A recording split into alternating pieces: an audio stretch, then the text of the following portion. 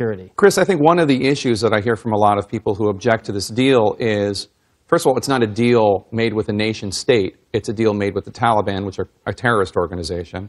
And second of all, is it really worth, to be crude, 5 real, mid to senior level Taliban commanders for 1 U.S. soldier? Let me just first add to something Jeremy said, which is the Taliban had the travel ban on these detainees had not been agreed earlier.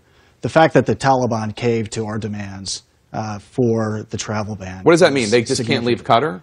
That's right. They're under supervised living, and they can't leave the country. Is it like a halfway house, like a club fed, or like what's supervised living? Well, I'm not trying to be flip. I mean, like no, I don't.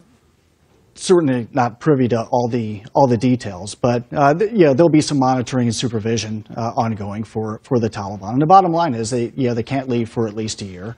And the Taliban caved to those demands after some very hard-nosed negotiations by people in the State Department. So I think that's very important to understand. It was part of the game changer that allowed this effort to take place. What about the issue that we were negotiating with a terrorist group, not with a nation state? This wasn't negotiations with Iran or North Korea. This is a ragtag group of terrorists that the U.S. State Department considers terrorists. Well, this is one of the many challenges of irregular warfare when you're fighting people who are not state actors. They're non-state actors.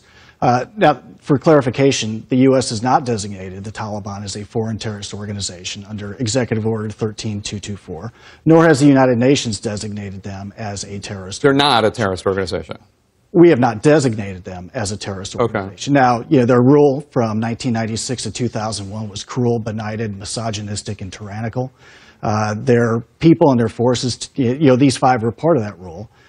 Their people, their forces engaged in gross human rights violations. And as Jeremy pointed out, these are certainly very dangerous people. If they were to be released, the likelihood that they would return to the fight is high, and that's why they're under.